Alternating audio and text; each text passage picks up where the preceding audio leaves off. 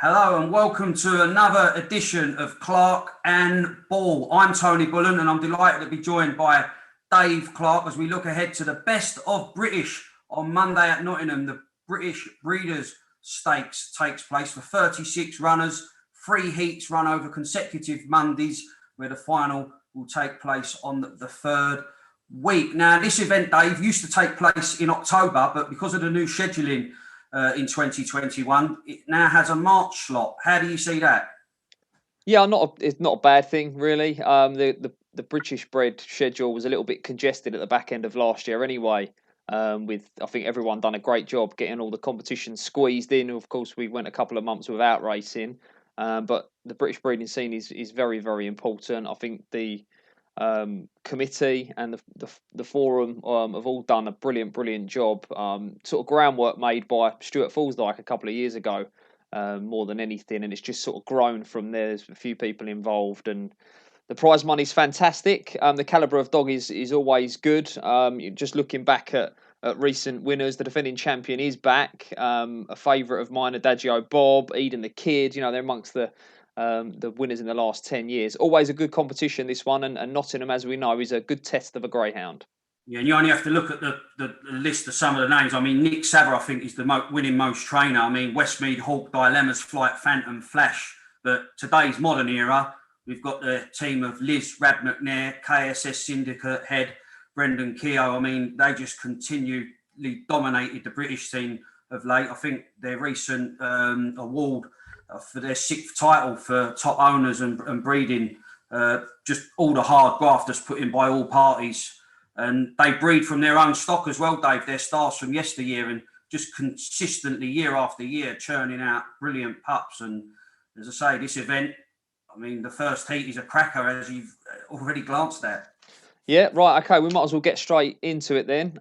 Let's bring up the race card, and there it is. The 751 is the first of the 6 heats, heat number 1. And I think the likely favourite or joint anti-post favourite in Trap 2 here, Tony.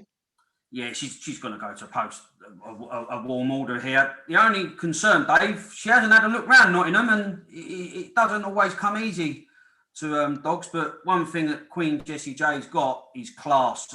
Every competition that she's contested, she's reached the final of. She was back-to-back wins in 2019 at Central Park and just went from strength to strength thereafter. Monmore Puppy Derby finalist, Gold Cup finalist at Monmore, stole the show in the Swindon Produce Stakes and Winter Derby finalist at Monmore recently. So I think the only concern in this particular heat is lack of course knowledge. Yeah, I mean, for me, I've been sort of banging the drum for some time now. I think she's the best bitch in the country. And it is a funny one because Rab and Liz, they would sort of, you know, leave no stone unturned, particularly at Nottingham. We saw when the Derby was there, sort of 4, 5, 6 weeks before, they're sending their team up for trials. And we'll see a little bit later on, some of the rest of their team have had a couple of trials at Nottingham. Just a refresher, some of them have been there before. But Queen Jessie J, she hasn't. And it's only a time constraint, really, that stopped them from doing that. Of course, she was at Monmore last week contesting the Winter Derby final. She's going to be short here. I've got her in sort of somewhere between 3 on and 4 on, and if she had a dazzling trial under her belt over course and distance, she would no doubt be even shorter. It's an interesting race, though. Sunny in Trap 1 actually won on Friday, only a couple of days ago. Useful locals in 3 and 4. 5 was a really good winner last time, Barnside Millie, but she did have a really good draw out wide over the 480. She does have a good draw here because I think Fairways Flyer will head inside. Sharpie's Rocket ran poor at Sheffield last time out for me, but did reach the final of the British Bred Derby back in 2019. But yeah, as you say, the CV is fantastic of 2. I think she can sort of get away with it, if you want to call it that. And I'll be with 5 for the cost, but nothing earth-shattering from me in this opener. I think the favourite will oblige. Yeah, I agree. I mean, I started off initially. I looked down. I put 5 on down, and then I thought, well, no look round, just trim her in a little bit, and I think she'll be around 2 to 7, 4 to 1 on. But Fairways Flyer, I mean, he's enjoying a decent spell on home soil, but he needs to get going early. They all need to secure first run on Queen Jessie J if they're to upstage the hot pot. But Barnside Millie, as you did touch on, considering that was her first race since July 2020, that was a good effort. Admittedly, it was a solo trial for her because she had such a good makeup, but it was still a good effort nonetheless, Dave. Yeah, I mean, it's Sean Parker, just quickly to touch on that. I mean, his mum Elaine won this competition back in 2017 with Candlelight Fire.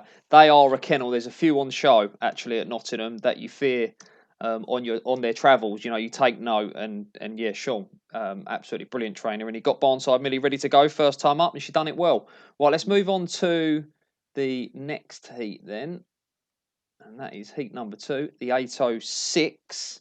And I thought an interesting race, Tony. We've got a Produce Stakes finalist in one here, Liberty Bell, and she's got a fair draw, but you know, she's going to need to be on her toes early on here because there is a little bit of speed on.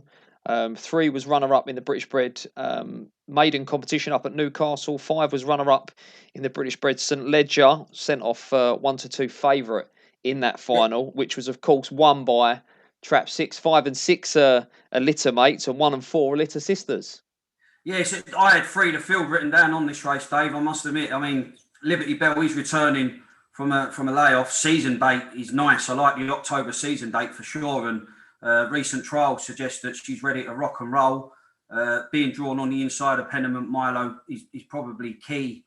I think Kevin Hutton and Connections would have been pleased that they're drawn inside of that local. Killy Phantom, only 1 win, faced a couple of stiff tasks early in his career, Northern Puppy Derby, and ran second to Calzaghe Mint in a decent puppy competition at Sunderland. He's kept good company, is he? Has kept good company. Yeah, he opened his account and posted a fast time at Newcastle, but again, he's going to have to track very clever. He's flanked by pace, 4 laps a yard. But what I saw last week, I didn't see any reason why Zaha couldn't get a lovely run out wide. He beat Emotional, as you touched on, in that British Bred St Ledger at Central Park, and certainly got first run claims on his little sister in the stripes. Yeah, I'm very much the same. 4 and 5 are staying types, and I like the forecast here actually. 6 to beat 1. 6 winner of a trial stake last week. Did it from just off the pace, but more than anything, and it'll be, you know, a lot of people think, oh, Nottingham's a fair track, it's a nice gallop, but the first 2 bends are really, really tricky. The first one's very, very tight, and if you get the first one wrong, you're not going to get the second one right. But Zaha run a lovely second bend, and that might be the key here because, as I mentioned, 4 and 5 staying types, I think, can latch on to something like Pennant Milo or Liberty Bell and then outstay them. So, are we 2 votes for Zaha to score? I am. I think whatever happens with 1, you know she's going to get better as the event unwinds if she can keep qualifying with that season date, Dave. Absolutely. Right, let's move on then. Heat 3 is the 821. Now, little bit of an enigma in Trap 1 here, Tony. Lights out for Kevin Hutton, but she's got bags of ability. Only You in 2 for Angie Kibble. King Axel for T. McNair in 3. Keithville Finn in 4 for Barry Draper. Aiken Winston, who's a dog I like outright, in 5 for Kevin Ferguson. We'll get to the outright after we've done the heats. And Billy Kira in 6 for Jim Hayton. Now, the first thing that jumps off the page is, yes, Lights Out is a super bitch. I backed her each way, and he posted the Oaks, and I was gutted after the final because she was absolutely desperate. She ran a screamer, but she's only 9 weeks out of season, and that's a bit of a concern for me, Tony. What about yourself? Yeah, it is a concern. I mean, as I say, I've always said I'm a 16-week man. That's when I start really getting into the bitches that have come out of season. But Lights Out, she's so quirky, it might not be an issue with her if you can understand where I'm coming from. She made her debut in the Swindon Produce Stakes September. Very quirky in winning the semi-final. She definitely had a word with her little sister en route to that success. But I thought she was absolute unnatural in the Oaks final. She's that type of bitch. She can quicken at any stage of a race. And although the season date is a worry, I think the price that she is outright is certainly an each way play. King Axel, I remember he was last to first in his second race at Central Park, and Monmore Puppy Derby semi-finalist. He ran in the Westmead Legacy in memory of Natalie Sava final in October last year over course and distance, and then just sort of made a first round exit from the Kent Derby and British Bred Derby at Sheffield, and Blue Ribbon semi-finalist recently at Toaster. He's got plenty of pace. Aiken Winston's a dog that I fell in love with. I backed him in a decent puppy event at Newcastle, and he from then on in he sort of really built on that. And as I say, he was only D1, D3 at Kinsley, but Droopy's Delight was the puppy event at Newcastle. He finished second. Produce runner-up, second in that Westmead Legacy. Ran riot in a heat of this event last year, but then fluffed his lines in the semi. And also was a St Ledger. He ran in that British Bred St Ledger at Central Park, but clearly didn't get 6 bends, Dave. No, yeah, I like his draw here, Aiken Winston, because Keyfield Finn's going to be a hard left out the boxes here, diving inside. I do like King Axel. He was knocked out of this event in the first round last year, and he didn't run too clever. But his trials are good back, and I've got in my mind what he's capable of. I remember one night at Central Park, I think it was over the 500 meters there, and he actually trapped. And when this sort of dog traps, he's a strong running type, he'll be away and gone. And if he did that here, he would absolutely pulverise them. But I'm worried that 4's coming across him early. Has he got the speed to clear 1 and 2? I'm not so sure. Whereas 5 absolutely hacked up in the first round of this competition last year, won by 9 lengths. As I say, with 4 heading inside, I thought this is a great draw for me. I'm very, very strong on Aiken Winston, not just for heat, but outright. But as I say, we will get on to that. And your selection was?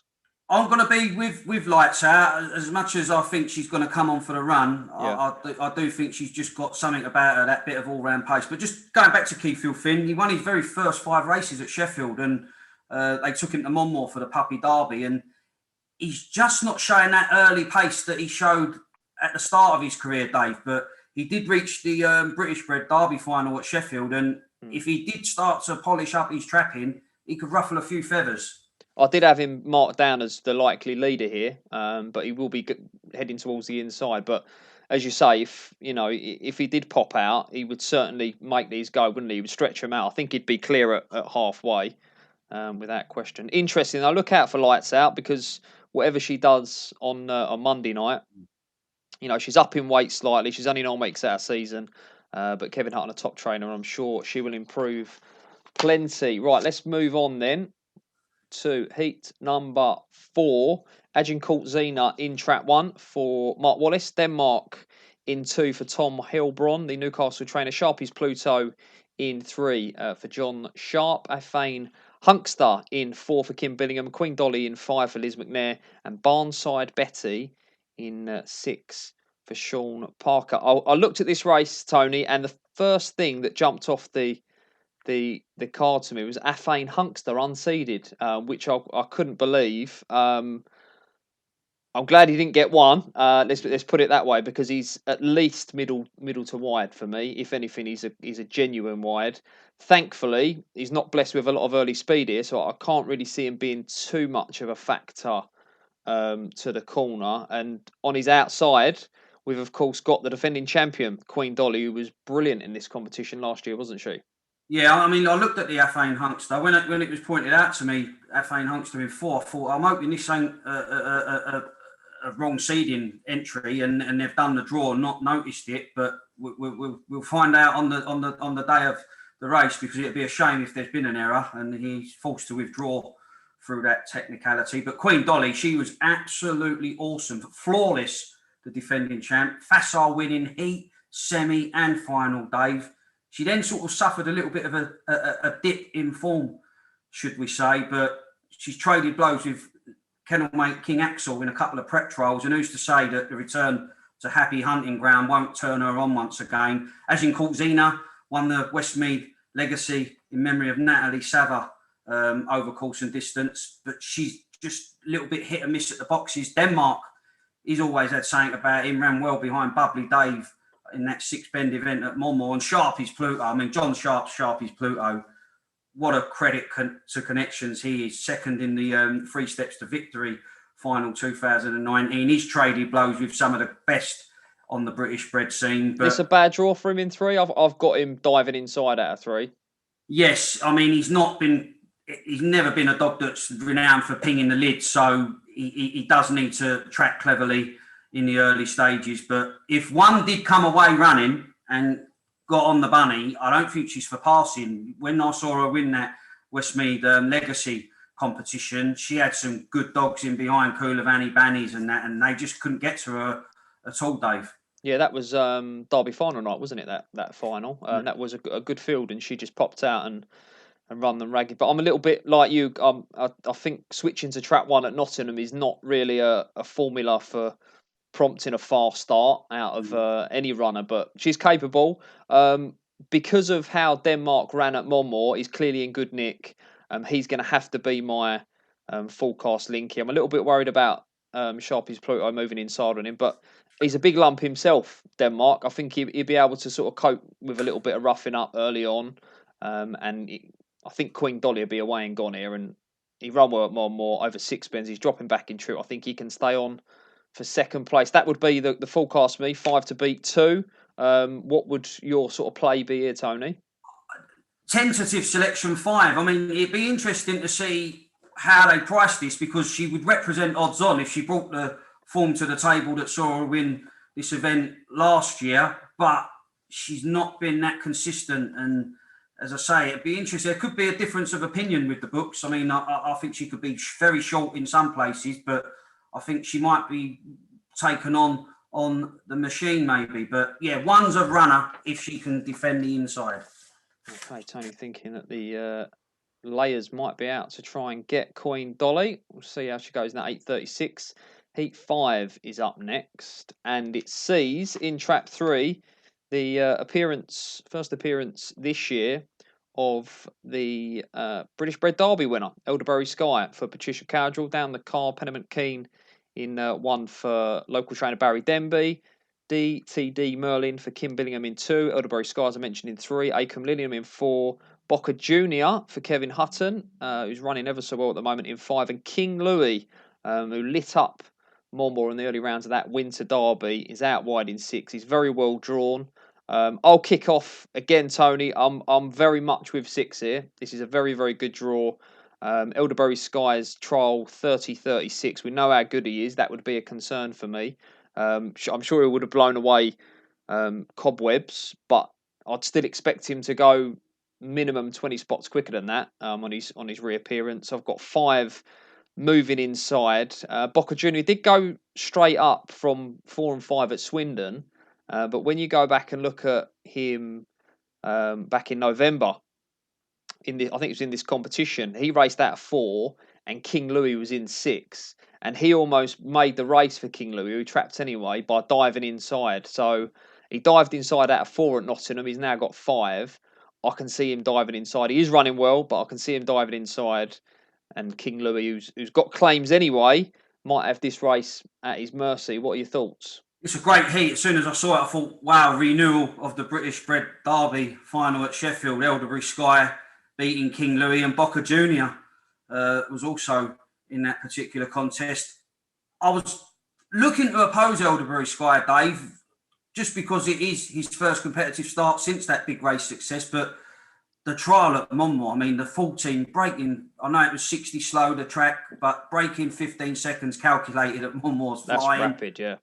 The sprint at Nottingham's good. And the fact that they've given him the blowout over the full 500 metre distance, I think is a good thing, because it will certainly bring him on a bundle. But at the prices, looking at some of the anti-post prices, I think that there's going to be quite a big gap between 3 and 6 in the betting. I didn't initially have it like that, but looking at Elderberry Sky, was around the 4-1 mark outright, and King Louis around 12. So I had them more about 6, 7 to 4 each or 2. Yeah, I thought it'd be close together, 3 and 6. Yeah, but if they're going to bet like evens 3 and 5 to 2, 11 to 4 King Louis, I'd have to be with King Louis. Yeah. But Boca Junior, he won 4th attempt in A2 at Monmore in July, 3rd in the Produce Stakes at Swindon, British Breeders semi-finalist, and 3rd in that British Bred Derby. So you've got the 1, 2, 3 in the British Bred Derby here. But yeah, price dependent. I'll favour 3 to get across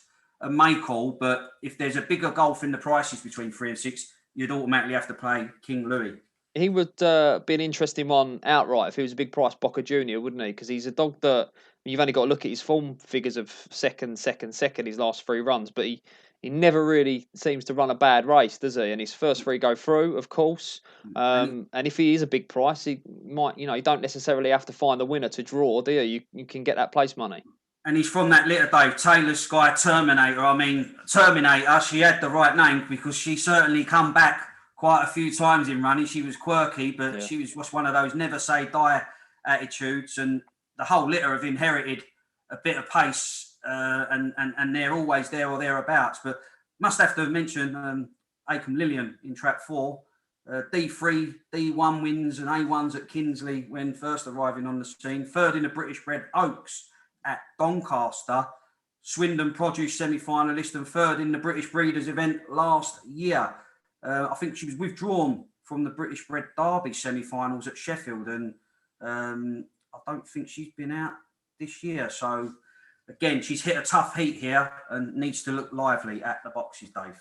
Yes, it's one of them, isn't it, where you're taking a chance that Elderberry Sky is going to come forward, which I'm sure he will, against King Louis, who's been running ever so well. He missed a break in the final of the Winter Derby.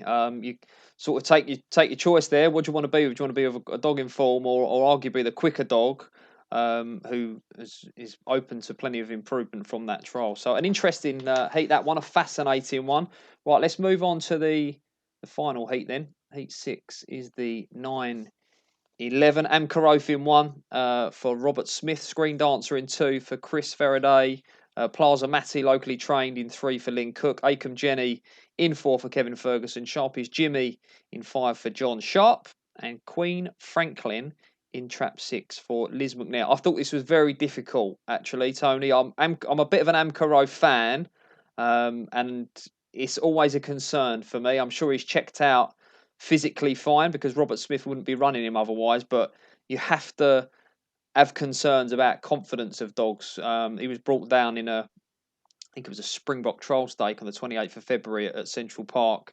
Otherwise, I'd be sort of all over him here because he's got a really, really good draw. Screen Dancer in 2 is not running great at the moment. I think 3 will lead, but I'm not convinced we'll last this home. He's got a little bit to find on the clock. So I thought this is a bit of a conundrum, really, revolving around Amkaroth. 6 has got a squeak as well. How do you see it? Yeah, I like 4 here. Acom Jenny. She was D3 to D1 at Kinsley last year. Won all 3 races. She was ultra impressive. She won the Northern Maiden event at Newcastle in October. And that was a good competition as well, actually. That one, wasn't it? It was. Yeah. I mean, I think she's done 28-20 odd in one of the rounds. Might have been the first round or semi-final, but she was absolutely dominant in that particular event. And then she made a first round exit from the Westmead Legacy. Again, comes into this event relatively fresh. 27.65 Kinsley is good. Daughter of higher, but certainly inherited a little bit of early pace. Amkaroth is the main danger, but I watched that race. I had to do the race, price the race up, and I had him in at 4 to 5 in that Springbok trial. I couldn't believe 3 on. Who in their right mind would want to back a novice at 3 on in the hurdles? We've seen a lot of the trial stakes at Central Park, and it's more like Dick Dastardly and wacky races with Mutley. Yeah, I think people can fall in love with the flat form, can't they? And it's not, if you can't jump. I'm not saying that wasn't the case with Amkaroth, but if you can't jump, then you can have all the flat speed in the world, but you're going to struggle. Yeah, he was a little bit unfortunate. His jumping was a little bit sketchy, but he was brought down by another dog. But his flat form is there for all to see, Dave. A5 to A1 at Swindon at a rapid rate. Won 2 Gold Cup trial stakes at Monmouth, beating Queen Jessie J on merit in the process. 4th in the Swindon Produce Final. 2nd in the Westmead Legacy. British Breeders, 4th last term. He's got the form. He's traded blows with the cream on the British breeding scene, and he's a massive runner. Screen Dancer, she's got the ability, but she's just a little bit hit and miss at the boxes, and she's had every chance in recent weeks for me, but the local is the worry. Although I think Plaza Matti will struggle to go toe to toe with these at the business end. It's the early part of the race. How many times have you been in Romford, Dave? And you think, well, the local's not quite good enough, but it can be a nose round in the first couple of bends. But I'm just hoping that Acom Jenny can track clever and set about her business off the second bend. Yeah, she of course beat Acom Winston 2 lengths in that trial at Kinsley as well. And the fact that I fancy him to go well, I should fancy her, but I'm concerned about Plaza Matti in 3, and it's all about the price here, really. If the price is big enough, I might take a chance with Amkaroth. I thought he would be contesting favouritism here, if I'm honest. He's got to be short. He's got the draw. He's got the form. He's a quarter finalist in the Derby. So he's going to take a chunk out of the market. But I wouldn't want to be taking too short a price about him. If he was mega skinny, then I might lean towards Queen Franklin out wide in 6, who's British Bred Oaks finalist. Oaks semi-finalist herself, and a Scurry finalist, British Bred Scurry finalist as well. She's got a good draw because Sharpie's Jimmy wouldn't be the quickest into stride. She'll have the outside all to herself.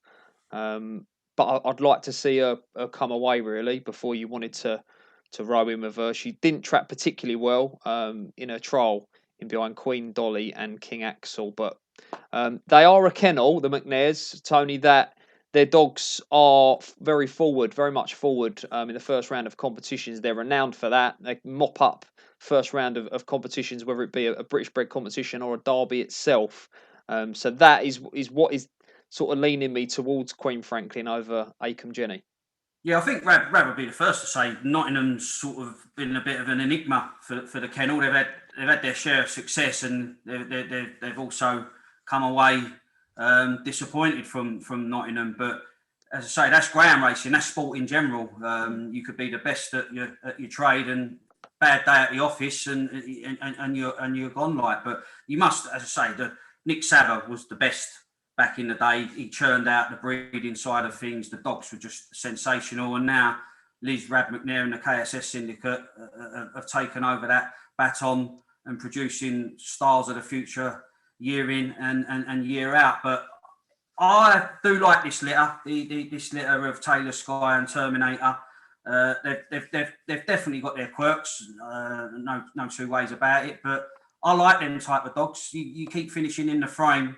You've only got to produce it right in the final. And although the season date of Lights Out, Dave, is January, is a little bit off-putting, I just think that 500 Nottingham just might suit her, and I think she can keep qualifying. I think she's a 25-1 shot outright. I'll take the each way part of that. And I'd throw in King Louis as well. I think he could be getting his draw out wide. So they would be my 2 against the sensation that is Queen Jessie J.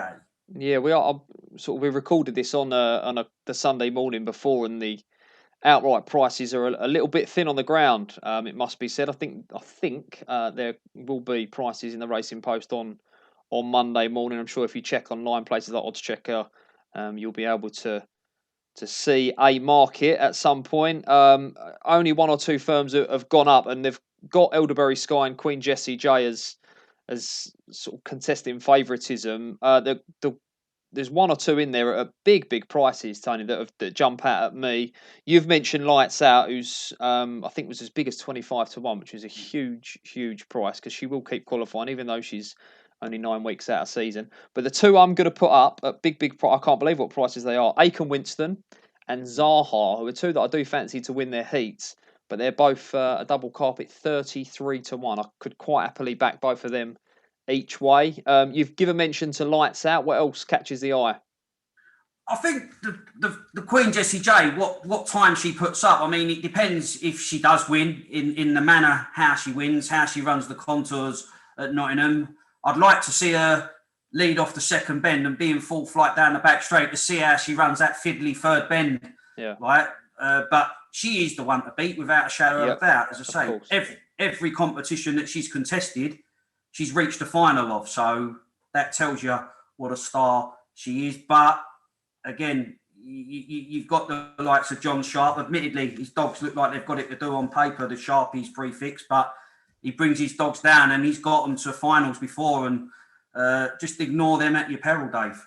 Absolutely. Yeah, she's without question the ones about. I think come the off, she'll probably be clear fav over Elderberry Sky. She is the for me the top bitch in the country. Queen Jessie Jane. We'll see how she goes in the British Breeders Stakes. You'll be able to watch that next 3 Monday nights on Sky Channel 415, Sky Sports Racing. That has been a load of Clark and Ball once again. We will tackle the semi-finals of the Golden Sprint along with the help of Carl Perry, whose Gilo Gold Dust was absolutely fantastic in the heats last week. So look out for the next edition of a load of Clark and Ball.